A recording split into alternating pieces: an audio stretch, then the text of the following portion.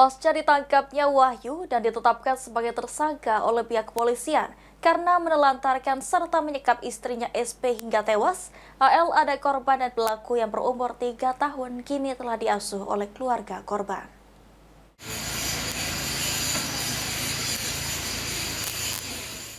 Setelah ditetapkan menjadi tersangka oleh pihak Polrestabes Palembang, Wahyu yang menelantarkan serta menyekap istrinya SP hingga tewas, AL, anak pelaku dan korban yang berumur 3 tahun, kini telah diasuh oleh keluarga korban.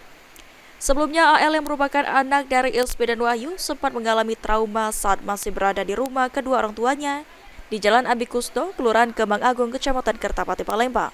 Kondisi AL saat itu seperti orang yang kebingungan dan menyebutkan kata-kata yang aneh. Namun saat ini setelah diasuh oleh keluarga korban, AL berangsur kembali normal seperti anak kecil pada umumnya. Menurut keterangan orang tua korban, Suratno, cucunya saat ini dalam kondisi baik-baik saja, tidak seperti sebelumnya pada saat diambil dari rumah kedua orang tuanya, keadaan linglung dan berucap aneh. Namun saat ini keadaan cucunya sudah normal seperti anak kecil pada umumnya. Kapan mulai ngurusnya itu, Pak? Kemarin setelah masuk rumah sakit ya.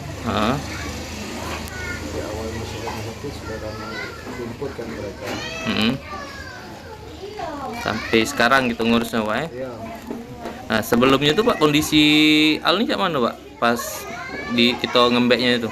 Ya agak trauma lah. Ya, namanya anak di bawah umur kan.